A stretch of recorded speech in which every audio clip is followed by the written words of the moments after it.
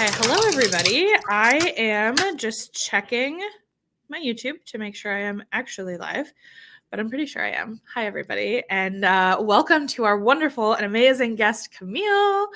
I'm so excited to do some of this coaching, but like I said, I have to check because it drives me nuts. Okay, there we go. Okay, we're live. Everything's fine. So hi Camille, how are you doing? Hi, I'm good. It's early for me here, so you're my Yeah. first call of the Thank you for day. being such a But good sport about the yeah, time. got my coffee and everything, so I'm ready. Good. We love it. Okay, so for the people watching, either live or on the replay, let people know a little bit about who you are and what your business is called and what you do. Yeah, so I'm Camille A. Saunders. I'm a neurodivergent, bisexual witch, relationship anarchist, and I love to support folks through sex and relationships therapy. So I'm a licensed marriage and family therapist. I love working with individuals and their partners who struggle with anxiety, chronic pain or illness, communication issues, self-advocacy, and sex. And I really think therapy sessions are like a sacred space to talk about everything that we like can't talk about in kind of the rest of the world. So that's kind of me. I love that. I think that's Yeah. amazing. I love that your intro is like, yeah, I'm a neurodivergent bisexual witch. Like, that's very succinct. I love it. Also, the relationship anarchy and the therapy. And I wholeheartedly agree, not as a therapist, but as a person who's been in therapy, that it is such a special space to like just get to dump it all out, you know? Yeah. And my business is just called Camille A. Saunders Therapy Services. Yeah. Yeah, let me go ahead and drop your website in the chat for folks in case anybody is looking for a therapist and wants to connect with Camille. If all of that stuff that they just said sounds up your alley, yeah. Yeah. Thank you very much. Yeah. Of course. Okay. So tell me why you decided to respond. Because for those of you who don't know, I put out a call in my email to everybody on my email list saying, like, hey, if you want some business coaching, like, I'm so excited to be doing it live on my YouTube. And you were one of the people who responded. So I guess I'm curious what you're hoping to get out of our time together today. Yeah, and I did pull up my form that I sent you to refresh myself. It's just sort of about what I said. Um, but yeah, I guess I'm like, on the one hand, I'm like open to any and all business coaching. So, like, I love that part of it.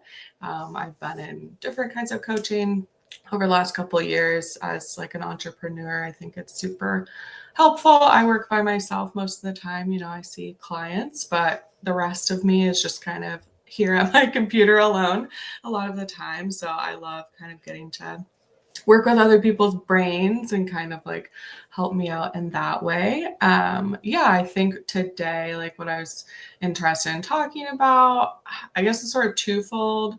I sort of have this piece that's like, I love therapy. I love doing it. And it's like a very large system and dealing with health insurance and a lot of kind of the restrictions and also ethics around therapy. I just kind of struggle with as a business. It feels really restricting sometimes. And then the other part is like, I have that. And also like, I just struggle to make money as like a chronically ill person. And so that's kind of like where I'm at. I've been doing lots of like mindset work around money again for kind of like years and still sort of feeling like there's more to do. So yeah, that's kind of what I was thinking for today. Yeah, absolutely. Okay. So it sounds like there's definitely the money piece, but there's also, I know you put in your application, like, is therapy even what I want to be doing? Like, is this even right for me? So tell me a little bit more about some of those anxieties. Yeah, I think it's kind of like been percolating over the last year or two. And I've talked with a lot of people that are trained as therapists and have moved away from like an official title of therapy or doing therapy type services. So some of it is just a little bit of like, oh, right, that's like an option. Um, That's part of it. I think, yeah, as someone that's like chronically ill, I'm still technically an associate therapist. So I'm in my like postgraduate, getting my hours to get full licensure. And it's just really hard. Like there's a lot of hour requirements, and it's a lot of people do it very quickly. I went to grad school during COVID, so it was an experience to say the least. I love that like telehealth came out of COVID. Basically, it wasn't really allowed beforehand. Insurance didn't cover it, all that kind of stuff. So I love that, and that's been super helpful to me personally as a business and also as a client, as a therapy client. But yeah, I guess like insurance, like a lot of the ethics around therapy of just that like you can't work with anyone you know, basically. That's like one of the rules of like you can't have multiple relationships with people, because it can get sticky, which I get. And just a lot of the financial components. You can't have anyone pay before you see them. So you can't do any like packages, or just like planning for my income per month is pretty challenging.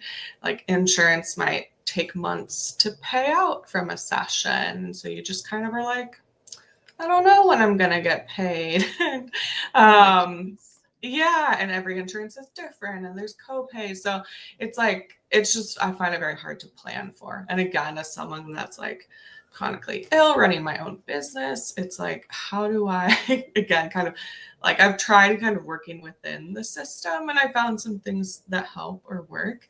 But even just planning my income month to month is very challenging because like a client, right, could just say like 1 week, like, I'm done. It's like, great. Like, I'm so happy for you. And like, all right, like now, now I have to work on my end of like, how do I make up that income and get more clients kind of like quickly?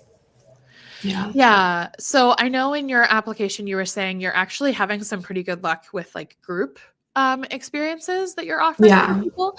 Has that helped at all with the like income stability, or are you running into the same issues of insurance payouts and Um, people deciding to stop coming and stuff like that? Yeah, it's interesting. So my private practice, like I don't take insurance. I can't as an associate, so I just do out of pocket. So it's been pretty hard to get clients. Usually once I have a client, like they stay for a while, and been seeing someone for a couple of years, which is lovely. Um, and I'm also contracting with a group practice, so I can take insurance through them, which again is great. I can take on way more clients. Um, but I'm like having started in September, I'm like, there are still things that haven't even paid out from then. So it's like I'm learning kind of like what to expect. And it's nice because I have more control over like how many clients I can take on at a time.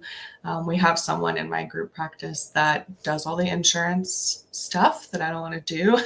So they call and sort of hound them, and they work with the clients about just to know like what you have to pay for, what insurance is covering, and work with the insurance. So I love that I don't have to do those parts. It's really nice.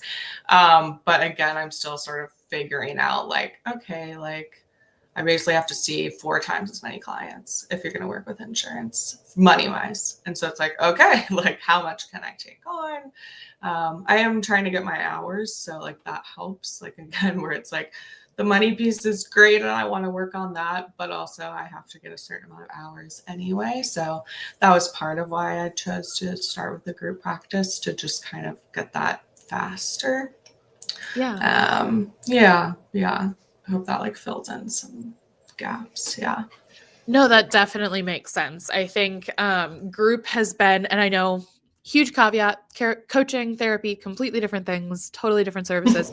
However, there are some similarities that it would be silly not to point out. And I know as a coach, like I have really enjoyed my group experiences. Like I think it is nice to have that more consistent income, but also like I don't know about you. I tend to be very extroverted, and so I really thrive in the groups, and I want to talk to people and I want to hear their experiences and I want them to talk to each other. We had like in my Making Money as a Leftist program that just ended, we had 4 people, not including me, from my state. And like, I don't even know how that happened. We all just were like connecting over like local places we knew. And so Very cool. that was super fun. Yeah. Yeah. So I guess like a clarifying thing. So I'm working for a group practice, which I guess in like therapy world means like multiple people are working at a place. So I'm not like seeing groups. It's Gotcha. like I misunderstood. I'm yeah, it's like I am, instead of working alone in a private practice, I'm working with like other therapists. So I'm like, there's still the like on my own end as like an employee, like I get to collaborate. We do case consultations together. I do like feel more like supported, but it's not really on the client side right now. Right. No, but Um, that's great that you've got that yeah. support from the other therapists and like everybody. Are you the only one still trying to get your hours, or are other people sort of in the same boat? Yeah, right now I'm the only one trying to get my hours. It's a sex therapy specific practice, which is also like another thing that I'm working towards. So there's just like a lot of also like schooling and hours and stuff that I'm still like working through. So that's been really nice because I can get sex therapy clients, which is really fun for me because I've been studying it for a long time, but kind of haven't like had my own clients that way. So it's like new fun things that I get to put into practice. I also just think as like someone that works as a relationship therapist, like sex comes up. And in my grad school program, there were lots of people that were like la la la about it, and I was like, oh, I like want to take on all the sex therapy clients. Like I'm so interested, and I think it's a big part of a lot of people's relationships. So I feel like more equipped to do so, which is also fun. But yeah, and I also like picked up, I for a long time I was like, okay, maybe I can take on work outside my private practice. Maybe that will help me with hours. But most places have like very large requirements about like, no, you have to work full time or you have to take on 25 clients a week, which I like, I'm like, excuse me, what? And that's their like minimum. So also like in grad school when I was in like internships and stuff, I think because it was also like during COVID, it was just like very apparent to me that like the system is not working. Like people can't have like 65 clients a week. Like how do you see all of them? People would take like 15-minute appointments. They had to like build in a day where therapists didn't have to see clients because there was so much like emotional processing having to happen, and they had never had that before. It was just like, nope, you gotta like see like 8 to 10 hours of clients a day. Like that's just how it is. And again, as someone that was like chronically ill, and like I'm just like, what? Like, how do people do this? So I also just had a lot of like, no, I'm not doing that. Like I see people are so burned out. Like I can't like do that. And so with this group practice, it was someone, they're an alumni from my graduate school program. They had been in private practice for 5 or 6 years and were kind of like, I like it. And like, I kind of want some other people around. I want some like community. They wanted to have like more ability to like deal with insurance. And so they could give some clients to other people, which I was like, great, sounds good to me. And they didn't have any hours requirements. They were like, no, you can make your own schedule. Like you could even have your own, like basically your own like rules around like cancellations and stuff like that. And so I talked with them for like a couple of months and we kind of figured out like what was going to work for me. So it was also like finding the right situation that I was like willing to participate in that felt like, okay, that can be like sustainable. I trust this person to like not force a bunch of clients on me or like burn me out in this way. And again, like it's been really nice to like have more community with other therapists too, which I kind of have missed since grad school. Like I like running my own business, but it is, I just work from home. So it's like me on my computer in my room a lot of the time. And then I see clients virtually, which is great. But then, of course, it's like once you hang up the call, you're like, oh, yeah, back to me in my room by myself. Yeah, exactly. Yeah. Definitely. So I'm wondering, a lot of times in business, you can break down like the process into 4 steps, right? So there's the finding people, there's getting people to like trust you, getting a sale, and then keeping people, especially in like the therapy world, like keeping Yeah. clients is part of it.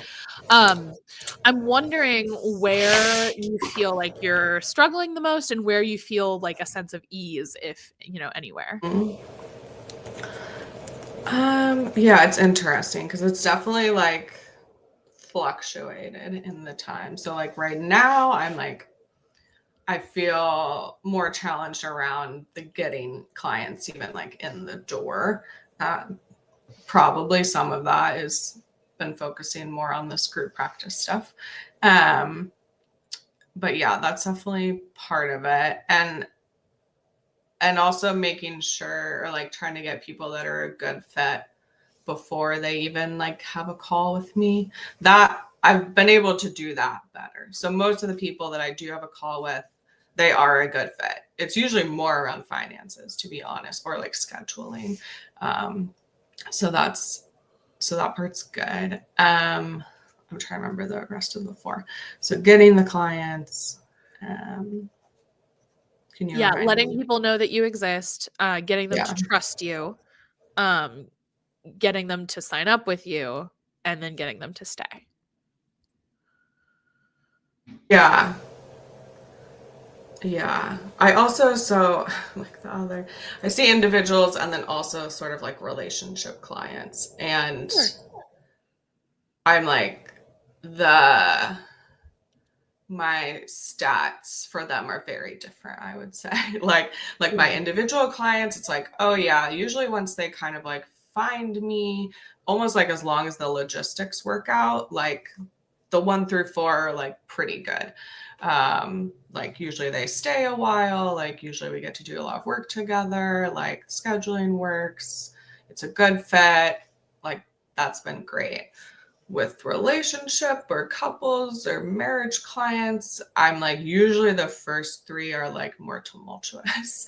I have a lot of people that like reach out, but then in the like trust and like getting them bought into therapy and getting them past the first like 6 sessions, I would say, Yeah. is maybe more like 50% of people like make it past that, because a lot of people come to couples therapy in crisis, like a lot of stuff has happened. So it's very just interesting to have these kind of like also 2-pronged things from like a marketing perspective, because they do like show up very differently. I have a lot of couples come in and they're like excited to work, but really it's like one person is like dragging along the other person. And Yeah. so usually that other person is like not interested in therapy, like here to be like, let's see if this works. And then usually kind of by 6 sessions, it's like, okay, like, do we think we can work on this together? Or are we like done, uninterested in therapy, breaking up, like kind of that route? Yeah, so those ones are more in the like trust and stay. I think like the Yeah. trust part takes longer to build up, with like Yeah. multiple people in the room. Yeah. That really makes sense. I wonder if do you like create content, or how do people find you?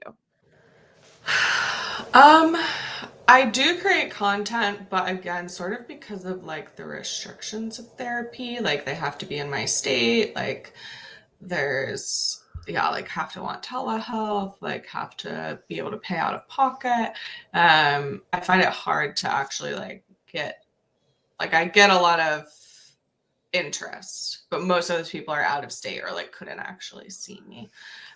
So most of my clients have found me through directories. So I'm in like a polyamory aware professionals directory, like a kink aware one as well. I've done like lecturing and talks in like our local polyamory community, which is nice because basically like everyone I'm talking to is like my ideal client. Right. So that's been helpful as well. And I've sort of like, again, kind of like found community around that. So people have found me that way.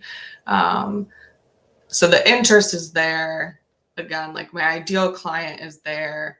And then I come up against this block of like, how are we going to pay out of pocket, like for therapy in this way? And insurance doesn't like to cover relationship therapy.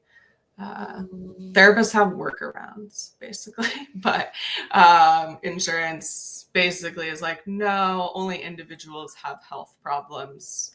Like we don't deal with relationship problems. Oh my God. So that's like another fun like barrier that I get to deal with as a relationship therapist. Yeah. I'm curious, do you think that there are like how many one-on-one or relationship clients, like how many sessions are you wanting to do each week theoretically for now? Yeah, I'm like my ideal like per week is like 7 client hours. Okay. Which like for my hours would work well, like for my hours requirement. And then also just like for my schedule and like ability to hold space. Yeah. Right. Right. Yeah. Okay. So, do you think that there are 7 couples or people in your state who want telehealth who have disposable income? Like, do you think there are 7 people? Yes. I Yeah. definitely believe that. Yeah. Okay. The only reason I say that is because a couple of times so far you've sort of mentioned like, oh, well, there's so many restrictions. Like it's telehealth. It has to be in my Yeah. state. They have to be able to afford it. And those are really real restrictions. And it is, there are going to be some people who don't fit that.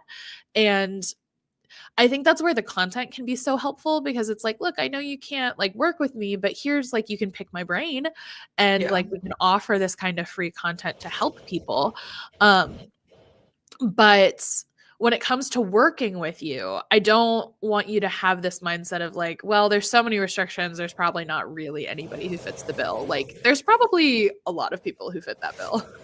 Yeah. Yeah. Yeah. And it's like, I can definitely believe that. So then I guess I realize it's like, oh, okay, like, so how do I get that many, like, reaching out or getting the actual clients? And yeah. Yeah. Okay. Well, you mentioned that the content isn't your like go-to and it's actually more directories and talks, like speaking Yeah. opportunities. I think that's amazing because speaking like really gives people a chance to get to know you on a way more visceral level than just like a social Yeah. media post. And Yeah. And that's sort of what I've realized is like, there's so much trust that has to be built as like a yeah, therapist for people to even like want to reach out or realize that they might want or need therapy. Yeah. social media is much more of a long game for most people unless you like go viral over and over, which has and can happen to people, but generally speaking it's much more of a long game where it takes people a long time to get to trust you. Whereas speaking can kind of be a shortcut in that way, where it's like, let me just tell you the stuff I know, tell you the stuff I care about, tell you who I want to work with. And if that's you, come talk to me after, you know? Um, so I think setting up more of those opportunities where possible, especially the local ones, that's so brilliant because they're in Yeah. your state. That's so good. Right.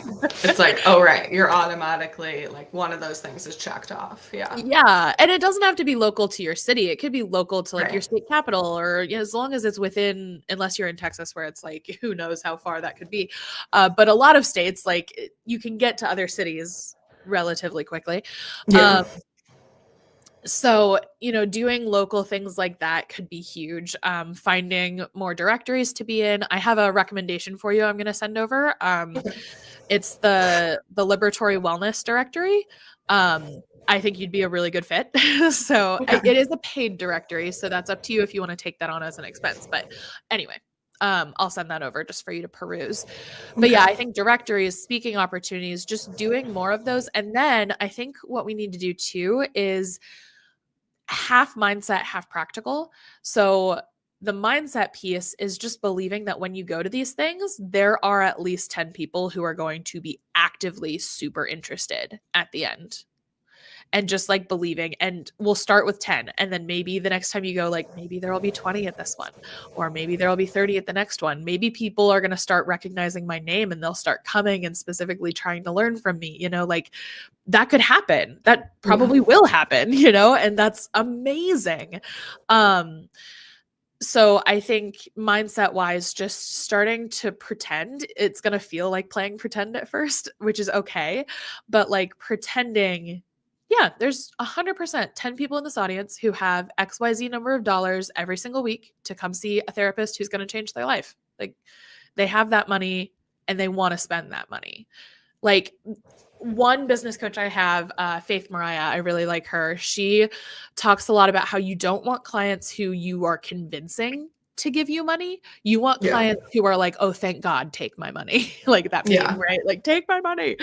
And sometimes it can feel like, okay, but that doesn't really exist for me. Like I understand other people who get clients like that, but that nobody wants to do the work of therapy, like not really. But I don't think that's true, right? Like I've been in therapy for almost 15 years now. It's ridiculous. And I love therapy. That is the best money I spend every week, right? Like bar none. Yeah, I feel similarly. Yeah, as a client. Yeah, and there are people like that who are going to be so relieved. And so when it comes to individual clients, I think that's the mindset that needs worked on. When it comes to relationship clients, I think what could be helpful is like just acknowledging that, yeah, like 50% are not going to stay. And there's nothing you can do to control that because you can't speak to two people who are in different places. You just have to speak to one and hope for the best, or speak to a situation and hope for the best. And I think instead of trying to like, oh, I need to up my relationship conversions because it's not as high as the individual, I think maybe just make peace with like, that's kind of the nature of relationship therapy. And like instead focusing on like, how do I find couples who are having problems I specialize in and that I love to work with, and then go from there, because that could increase your conversion just a little because it's the problems you're good at, Yeah. Yeah, but I think the speaking is brilliant. I think that's such a good idea. I love that. And the directories are so good. It sounds like trust works pretty well for you. Like it sounds like you really know your stuff, which is awesome. We love a therapist who knows what they're talking about. Not that I'm bashing therapists. I've just had some interesting. I mean, I've learned that as a therapist. That there are lots of kinds. I also don't think everyone's doing the best, but sometimes it works for some people. Exactly. It just sometimes it's not a good fit, but it sounds like you are actually very good at speaking directly to your people. It sounds like the main things that you're struggling with are finding people with the disposable income to do private practice. And I could be wrong, let me know, but I feel like I'm picking up on this like guilt of like I shouldn't be charging private practice. Like I should like have to do insurance, and like it's wrong to have people pay out of pocket.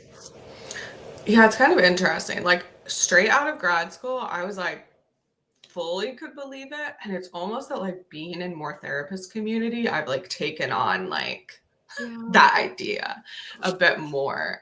So I have tried to like select who I'm in like community with in that way around that. But yeah, there's definitely a lot of mindset work I think a lot of therapists could do around money. And I did work with a business coach for a while that was like specifically like therapists need to make money. Otherwise, like we're not doing good work. So that was helpful. But yes, there is that like guilt that sometimes I can like keep it out where I'm like, nope, like I don't believe that. And then other times like I'll just be around people that are like, yeah, totally bashing private practice, or like, oh, that's not ethical, or all these things where I'm like, okay, like, okay. Right. Yeah. And I know in the past also that it's like when I have the amount of clients I want, I'm like, great, I can totally believe it. And then when I'm like, have one or two where people are kind of like graduating from therapy, it's like harder for me to like believe it, almost that like because I'm not like seeing it in practice. It's like, yeah, not like solidified for me. Yeah. No, that makes a lot of sense. When we're struggling, we tend to think what we're doing, maybe it's not working because it shouldn't be working because it's unethical, you know? Yeah. Whereas what if it's just not working because I'm doing something I shouldn't be doing, or I'm not doing something I should be doing, or, you know, what if it's, I think there's that fear of like, well, if it's me, that means I have to do more work and I'm already tired, you know? Yeah. Yeah. Which I'm Well, like, yeah, I we've all think felt that. Yeah. yeah.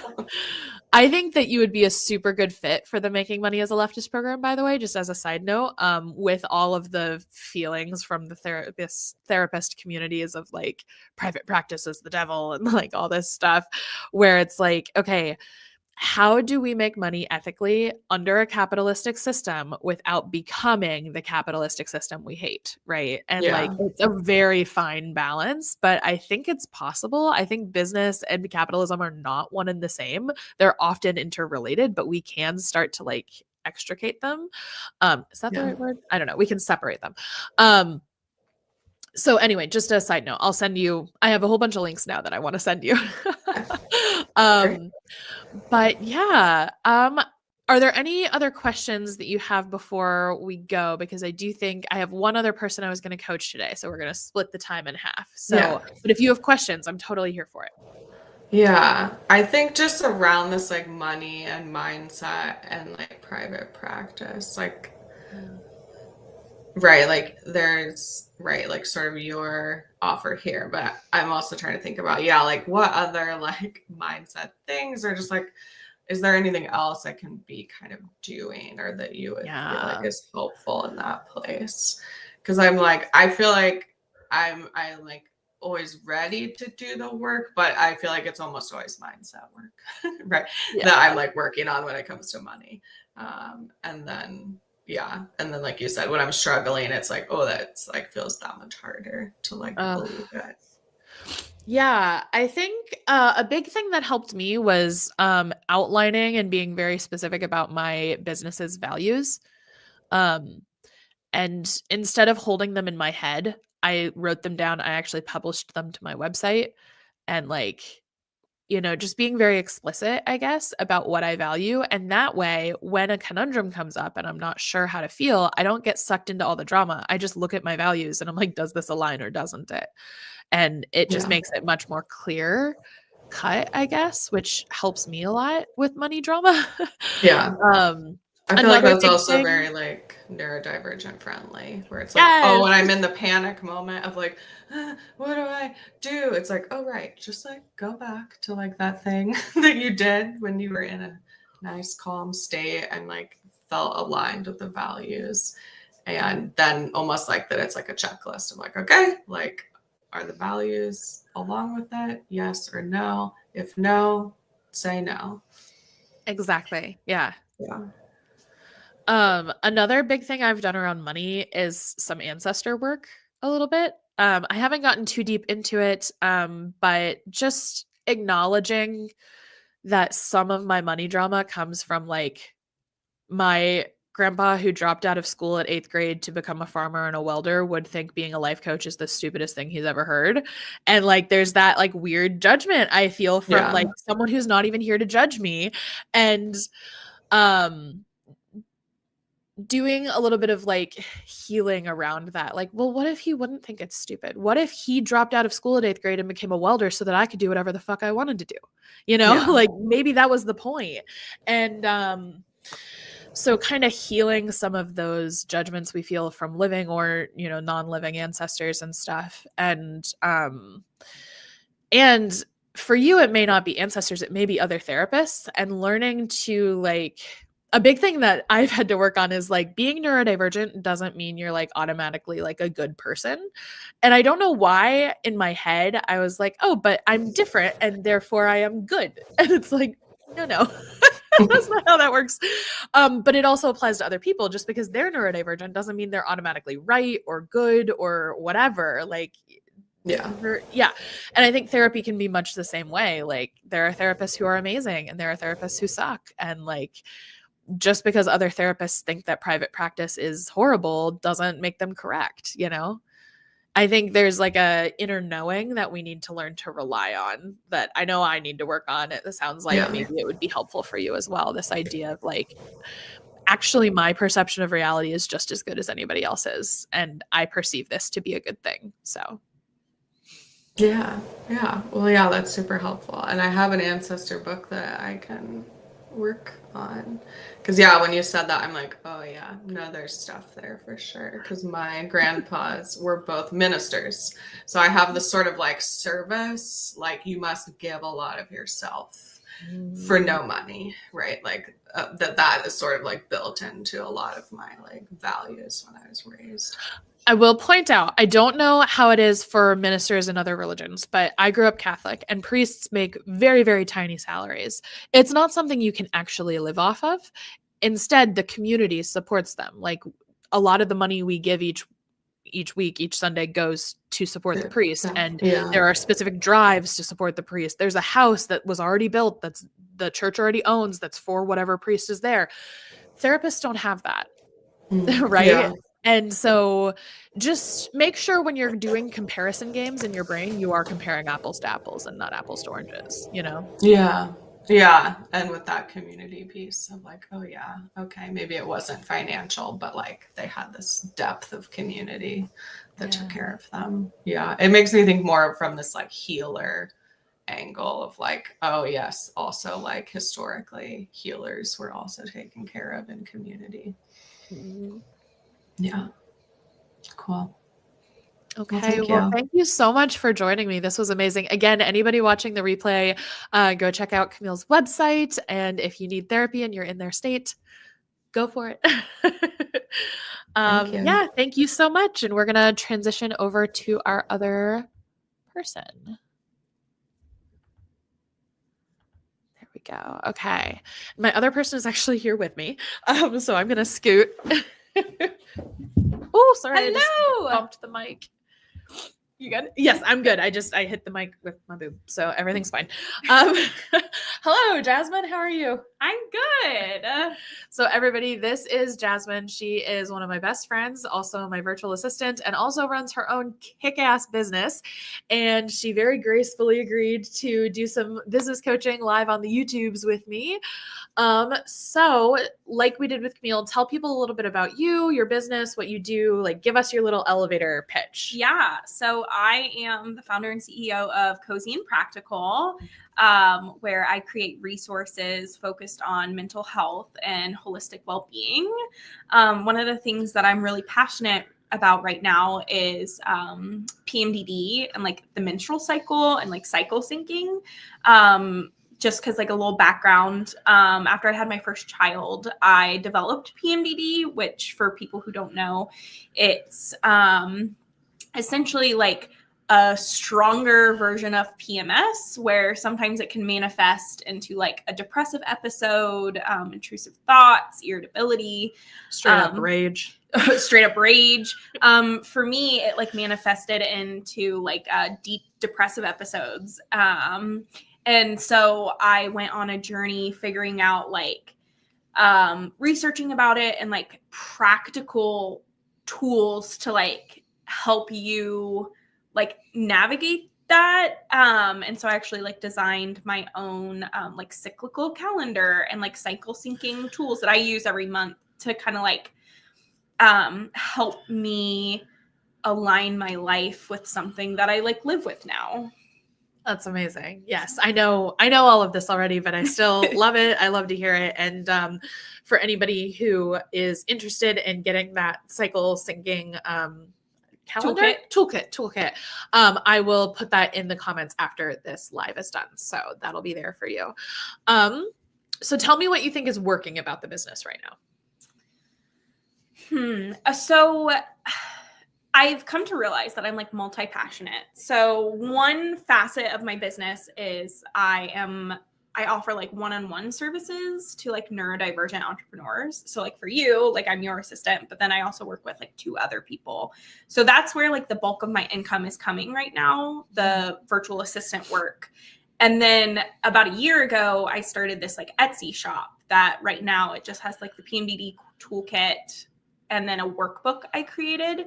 And I'm kind of like in this like murky kind of started, but kind of like want to scale and like grow my business area where I'm like trying to decide how to like evolve my business. And I've had a ton of ideas, but I also have noticed this like pattern where I get stuck in like the analytics and planning and all the ideas, maybe because I think it's just like really fun to come up with ideas and like research stuff.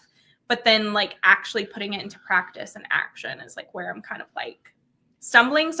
So roundabout way, things that I think are going well is I have like a stable foundation of income, which is Awesome. awesome. So helpful. And then I've had traction on like shop items. So I've been validated in my ideas. Like multiple people have bought my toolkit and my workbook, and I've received like nice comments. So those are the things that are going well. And then the things that I'm kind of like struggling with is like how to evolve and also like get out of this like analysis paralysis and like move forward. I think for me, like I come from like a traditional corporate background, like working in an agency, and I've had to do like a lot of unlearning when transitioning to like an online business. And one thing that I glean from you a lot is like, I feel like when you're creating something yourself, like you're putting your own good in the world, not like doing something for like another corporate entity or whatever. Like you kind of have to like get in touch with like your soul and your intuition. And I think that's not how I used to operate. So it's like almost like hard for me to operate in that space. Yeah. Yeah, for sure. The getting in touch with your intuition is not easy, I feel like. I've done a ton of work around it for the last several years. And like, I have people tell me sometimes like, oh, you're so intuitive. And I'm like, it is hard won. Thank you. So I do get it for sure. I think one of the things that's actually going really well in your business that you didn't mention in like your roundup is the analytics. Like, I think you tend to see that as part of the problem, but like, and it can be, but like, I think acknowledge your strengths. Like you're really good at analyzing the problem and looking at solutions. It's just the taking action piece that's been tricky, but the analytics are going well. Like, you know what's up with your business. And like you actually, what I love about what you were saying is that you had a product idea and then you got that idea like verified and supported through purchases before making a huge push for it. So many entrepreneurs, especially multi-passionate folks, do not do this because like me, I just get excited and I make it and I push it and then nobody wants it. And I'm like, no. And I did all this work when I could have just done a little push and gotten some validation to see. And like you did that, which is so smart and so good. We love to see it. So yeah. So it sounds like the virtual assistant services, like that feels steady at the moment. It's the cozy and practical, like the products and any services you want to offer more on the non-assistant, non-business support end. That is a little less clear your way forward. Yeah. And I think it's because I like the other side of it that I want to grow is like aligned around like my passions and what I wish I would have known, like things that the other day I was talking with someone and they're like, instead of coming at your business as like solving other people's problems, like solve your own problems, and then likely the people will like want what you buy. So like that's kind of like how I started the PMDD toolkit. I literally was not thinking about starting a business or like making money. I literally was just like, in my personal life, I'm experiencing this, and I like searched Etsy and I found things that were like kind of in the vein of what I wanted to use in my personal life, but I couldn't find exactly that. So then I just designed my own. So I'm like wondering about maybe like trying to do like mindset. I think a lot of people's problems like maybe go into mindset, but like mindset work around like tapping back into that.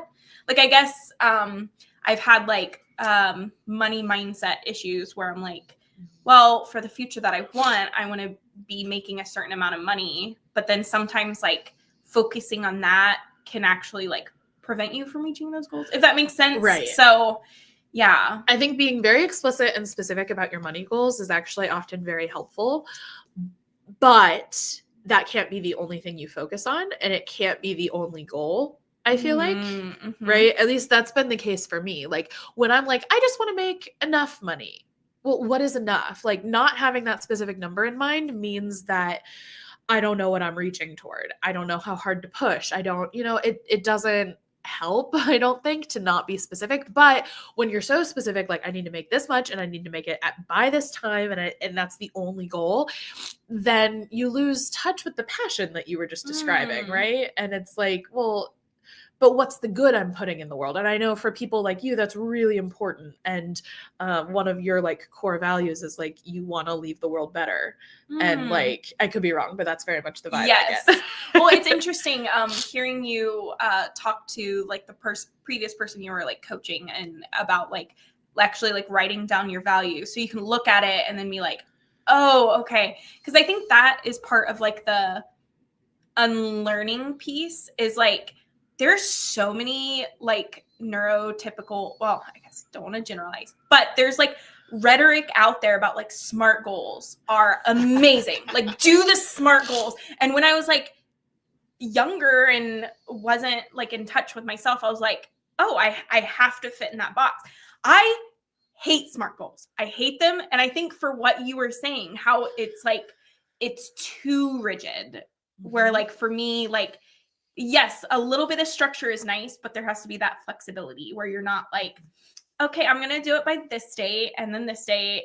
And then because I think interesting, I'm having like an insight as we're talking, but like, I think I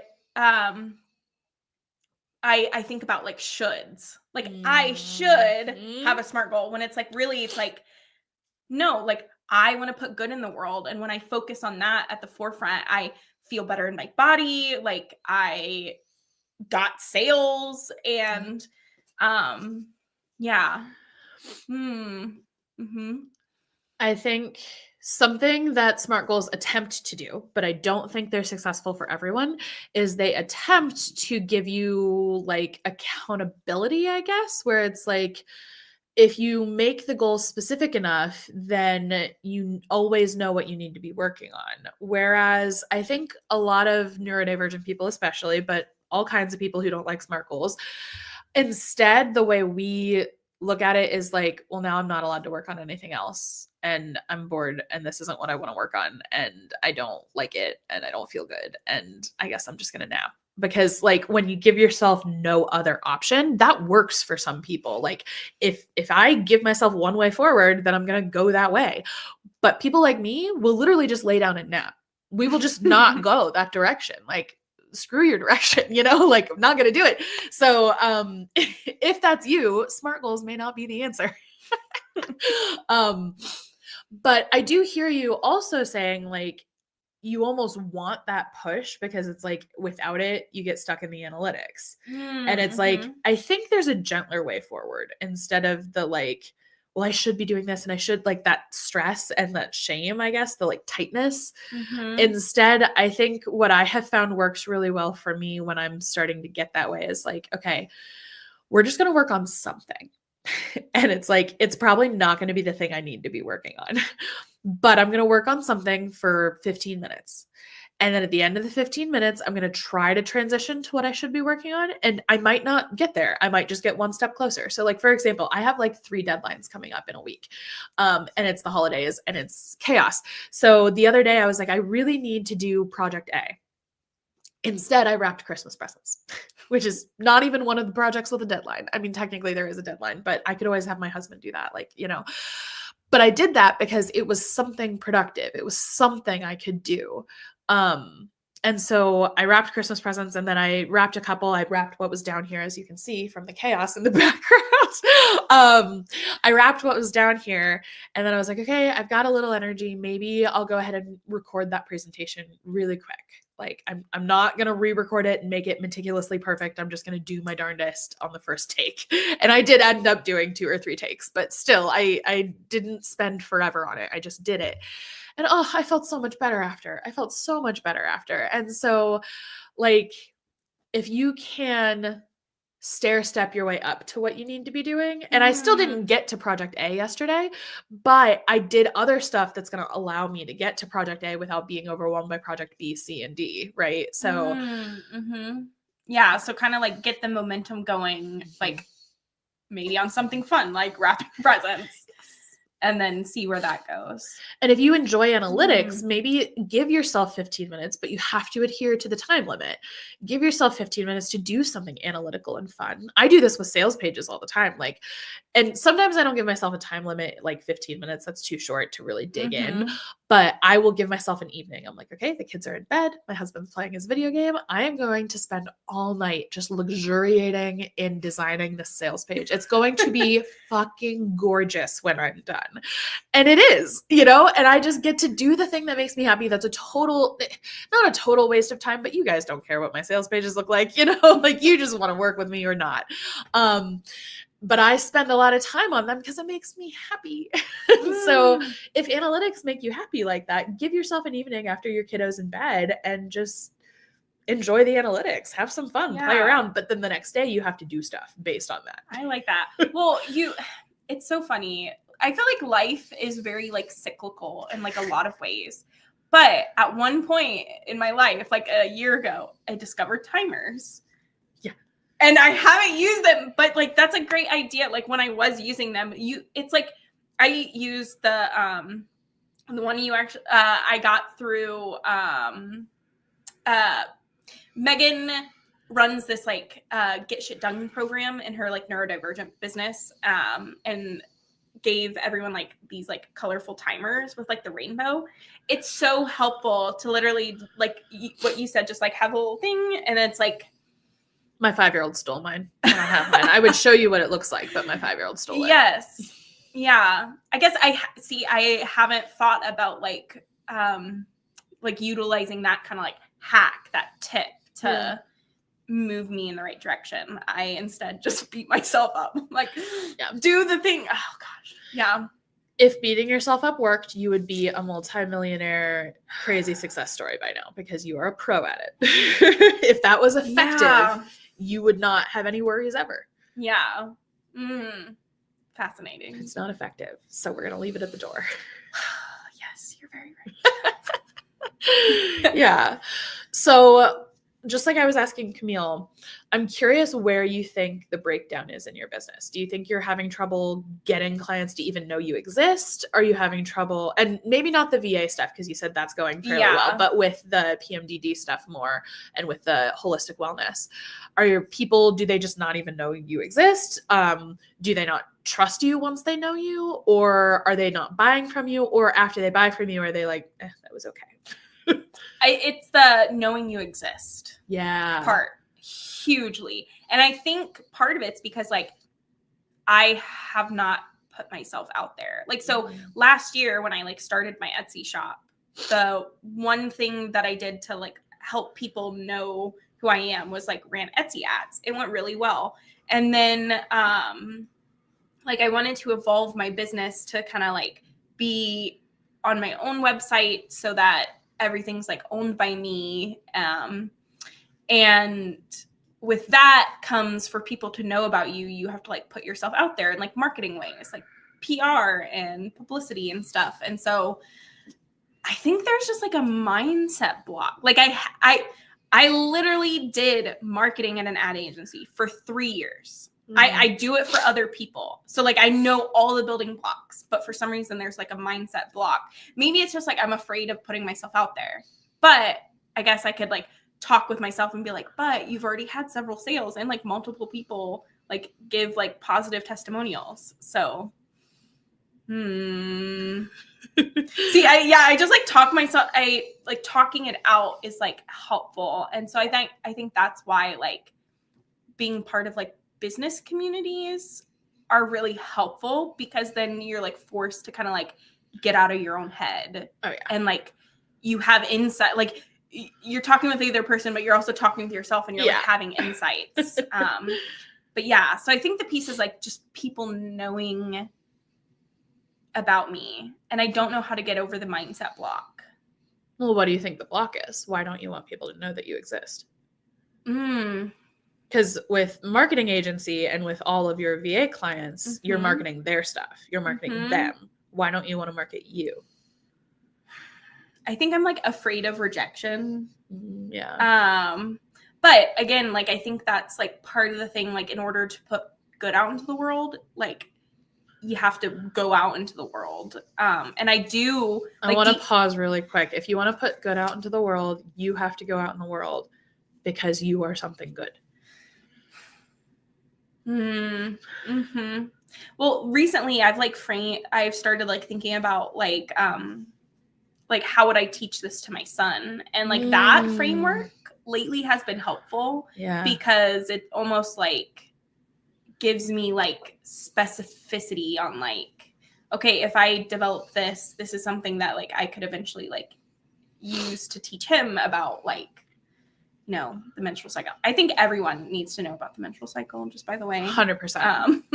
But yeah, I think the other thing too is like, I think about like traditional social media. Again, that comes back to the shoulds, and maybe like being on Instagram and all the things is not my vibe yet. Maybe just doing like PR, like I think maybe trying to find more PR opportunities would feel more natural because like you're a great people person. Yeah. And also I've noticed like, I think when I'm just able to talk, like my ideas come out. Whereas, and so it kind of like almost like removes a barrier to block, because it's just like, you can't not hit send when you're talking. Right. It's already happening. It's coming out. So yeah. Interesting. Which like I hadn't thought about that. It's like, but just like do the thing you like. Just do PR. You don't have to do all the things. I'm like, well, I need to make a 7-point marketing plan, and you can do those things. You can do those things. If like maybe that's one of your evenings after your kiddo's in bed and you're just like, I'm going to make my 7-point marketing plan. It's going to be so in depth and I'm going to look at it like 3 times over the next year. Yeah. But that's fine because you're using your time the way you want. And it might make you feel better, like, well, I have this to fall back on. If I do get rejected, what am I going to do? How am I going to react? That's a good plan to have in place because you're going to get rejected as a business owner. Like, it's just going to happen. So, like, have a plan for rejection that you make in your marketing plan. Or maybe instead of making a 7-point marketing plan like you would for an agency, make a 7-point marketing plan like you would for Jasmine. What are Jasmine's needs and how can we fit those, you know? Yeah. Also, I just had not conceptualized. I keep thinking that it has to be like all or nothing. I didn't think about like, just like have an evening, there's this phrase that I love, like free range creativity. Yes. Free range. That's amazing. Like I used to say like there was like a block of time in the evenings, which was like free range creativity. Yeah. Essentially, it's like having a container for things that if there wasn't a container, it can get unruly, but you enjoy doing it. Yeah, I hadn't thought about like just baking in the things that I'm perceiving as a problem. And then that way, like, yeah. Well, I think a big thing that is maybe getting in your way is that you view your strengths as a problem. Like the analytics is the problem, but you're good at the analytics. So why don't we make that into a strength? Yeah, see, I hadn't even like noticed that like internal block. Yeah. Well, a lot of people who struggle with visibility really struggle with this idea of like, am I worthy of being perceived? Am I good enough? Are not like, are they going to reject me because they're mean, but are they going to reject me because they're right? Like that's the fear. And believe me, I get it. But I think a lot of people who feel that way do tend to reject themselves first. So like you're rejecting your strengths and rejecting the possibility before it can even get to you, you know? Yeah. Like, I'll just assume that they're right and I'm the worst. Interesting. We'll just start with that base understanding. And it's like, okay, but it's hard to do anything from that base, right? Like that's It a really crumbling is. base. Yeah. Yeah. Because if I'm perceiving my strengths as a problem, like that's not a great foundation. How are you supposed to move forward? I know you've Yeah. mentioned the word evolve a couple of times. I did want to note that evolution is really screwy and messy and bizarre. It is not like a direct path of like, you know, from one thing to the next. Like lungfish, bizarre result of evolution, let me tell you. They're like these weird floppy fish that if I'm thinking of the right thing, there was this fish. I don't know if it's a lungfish now that I say it out loud, but anyway, there was this weird fish that had like arm bones, and that was the first, as far as we know, the first like step toward being amphibious and starting to become more land-based. And this fish looks utterly freaky. It is so strange. You're gonna have to go through that phase. You have to go through puberty if you want to become a fully realized business, and like that sucks. It sucks. But you got to let yourself do it. Have like your ugly crappy braces and bangs, not that those are ugly by the way, but you know, like when you're that age and you just feel ugly even though you're not. You know what I want to do? I've been really into like visual inspiration lately, like having things in your environment that I kind of want to find a picture of this fish and then put it on my wall. Yes. Because then it's like a visual representation. Put it on your vision board. Yeah.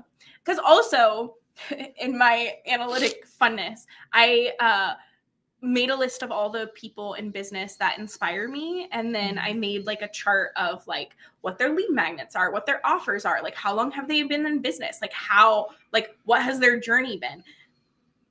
Real in deep. And like a pattern is a lot of the people I look up to have been in business for like 10 years. Yeah. So it's like, it kind of like scrubbed the lens away that like, oh, what I'm seeing is 10 years worth of business. So like they probably had that kind of like weird looking fish somewhere in it. Totally. They did. Everyone did. I know that I've had a million weird looking fish. A million. Yeah. So totally. Okay. Well, we're going to wrap up. Is there anything that you wanted to ask before we go? Any questions you had about like getting more visible or about mindset or about money or anything like that? I guess I know you use like magical practices in your business around mindset. So like, what are the things that you have found most helpful? Like in that like more magical realm? Cause like I vibe with that. Yeah. I think one of the most helpful things I've done is I cast a spell on my social media shortly before I left it. So I'm not on socials anymore except for YouTube, and a little bit on Blue Sky, I guess. We're playing with it, but we'll see.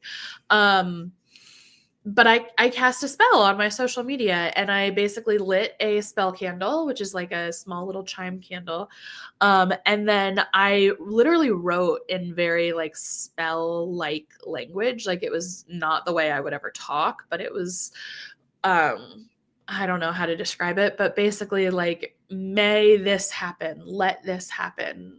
And like, just kind of manifesting like, you know, may the people who want to hate on me never find me. May I be shrouded from their eye, you know? And may people who are looking to change and who want real, like practical advice, may I be the first thing on their grid or on their FYP or, you know, wherever. And that was so powerful. And I felt so good. I actually ended up posting half the spell on social media because I was like, this is great. I want this to come into fruition. And so I just posted it. And yeah, so I think that's really powerful. I love reading tarot for my business. If I feel stuck, I'm like, okay, what do I need? And sometimes I pull tarot, sometimes I pull oracle cards. It really depends. But yeah, I think cards and spells are my two biggest things right now, but I'm sure that'll evolve and change. Yeah, I love that. Yeah.